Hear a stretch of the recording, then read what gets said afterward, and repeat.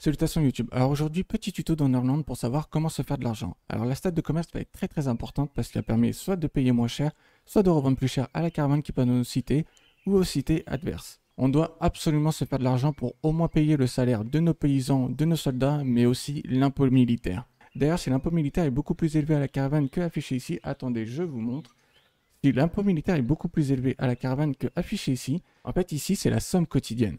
Donc ça peut se cumuler. Si vous ne parlez pas à la caravane quand elle passe, ça se cumule. Ça passe pas aux oubliettes. Je vais vous montrer. Alors la stat de commerce ne change absolument pas le prix de l'impôt militaire et des esclaves. Alors le truc chiant entre guillemets, c'est quand on fait une alliance, ici on récupère pas de l'argent, alors que quand on avait des vassaux, on en récupère. Ils nous versent une somme d'argent tous les jours, je crois. Mais normalement, quand on joue avec des vassaux, on a une armée beaucoup plus forte, donc normalement l'impôt est plus élevé que quand on joue qu'avec des alliances. Alors, on peut aussi vendre des livres. Bon, par contre, vendre des livres, je trouve ça vraiment pas rentable par rapport au temps passé, au prix des livres. Je trouve ça vraiment très peu rentable, voire nul, clairement.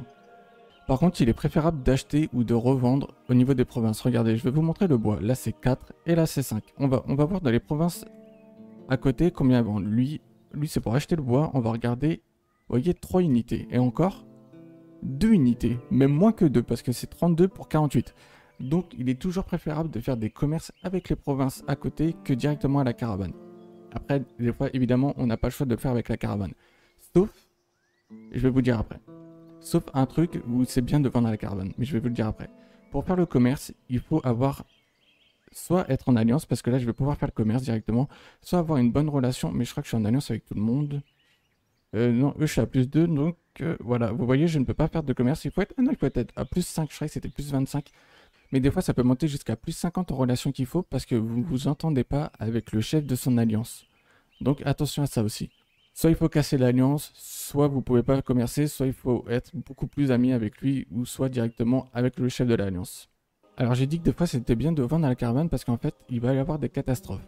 Par exemple, vous allez pouvoir récupérer moins de bois.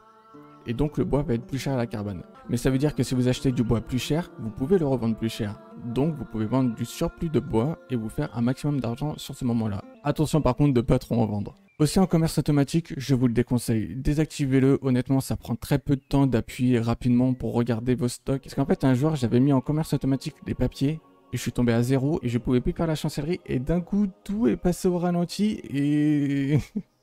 J'étais dans la merde tout simplement. Donc je vous conseille vraiment de cliquer un par un, c'est vraiment très rapide, ça vous perdez très peu de temps honnêtement. Donc comment se faire de l'argent aussi, c'est surtout vendre des items T2, T3. Donc qu'est-ce que j'entends par là? Par exemple, on va aller voir le commerce, donc là il va aller le voir, il va aller lui parler. Par exemple, ce que j'appelle T2, T3, c'est par exemple le soin, qui se produit qu'avec une seule fleur. La fleur elle vaut 8, le soin vaut 17. Alors certes, il y a un paysan qui va perdre du temps entre guillemets à la production, mais vous changez de neuf. Par exemple, le charbon, bon là il est en surplus, enfin là il coûte très cher, mais c'est un de bois. Vous voyez, vous passez de 4 à 15. Et encore plus en parlant des armes. Mais regardez, comme je vous disais tout à l'heure, le mieux c'est de faire des commerces directement aux autres et pas vendre à la caravane. Vous allez voir, on va prendre l'exemple des armures. Des armures très lourdes. Honnêtement, c'est comme ça que je me suis fait un maximum d'argent, c'était en vendant des boucliers et les armures très lourdes. Donc on va voir 117, on peut même regarder le bouclier, vas-y, on va arrondir à 60. 117, 60. Et vous allez voir aussi la différence au niveau des stats de commerce, à quel point c'est très important. Très important. Là, regardez, commerce. Alors l'émissaire, il prendra toujours la stat du monarque. Lui, il est à, vous voyez, déjà 220. 1537 par jour. Je vous conseille de regarder surtout le truc par jour que à l'unité, parce qu'à l'unité en fait ça arrondit. Donc des fois il y a quelques différences qui peuvent être très importantes au début. Donc je vous conseille surtout de regarder par jour. Donc là vous voyez 1537, l'émissaire 1537. Elle 1425.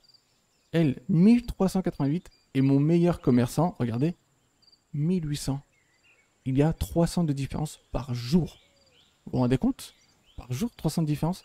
1800. Après, par contre, il faut faire attention à vos stocks. Comme j'ai dit, il ne faut pas vendre bêtement. Là, par exemple, si je fais ça, je vais quand même garder un minimum de 50 de stock parce que j'ai 50 soldats. Il ne faut pas non plus tout vendre bêtement. Surtout les outils, les papiers, les charbons, l'acier. Il faut faire très attention sur ça. On peut regarder pour les épées aussi, hein, si vous voulez. Après aussi, ça peut être différent en fonction des cités. Là, par exemple, ils vendent 1415 pour combien? 8 épées. Et lui, il vend à combien? 1170 pour 6 épées. C'est 195 unités. Et lui, c'est combien? 177, vous voyez? Donc il va faire comme ça. En fait, il faut réussir à avoir les ressources de base, donc le seigle, le houblon, les fleurs, le bois, le fer. Réussir à transformer tout ça et à revendre après, exporter, exporter, exporter un maximum pour vous faire un maximum d'argent, tout en ne mettant jamais en commerce automatique, pour même quand au début quand vous achetez, pour éviter de vous mettre vraiment dans la merde. Ou par exemple, moi, ma game a été foutue parce que je vendais le papier automatiquement, je me suis retrouvé à zéro, ma chancellerie ne fonctionnait plus et mes bâtiments ne fonctionnaient plus tout simplement. Donc faites attention à ça. Importer le matériel de base, le transformer, exporter les matériaux transformés, tout simplement. Vous pouvez aussi vendre les esclaves si vous en avez énormément et que vous ne voulez pas les récupérer dans votre armée. Mais l'argent principal que je me suis fait, c'est vraiment avec l'armure lourde et les choses comme ça ici. Et comme d'habitude, faites quand même attention à votre stock. C'était Nemex. Merci, au revoir.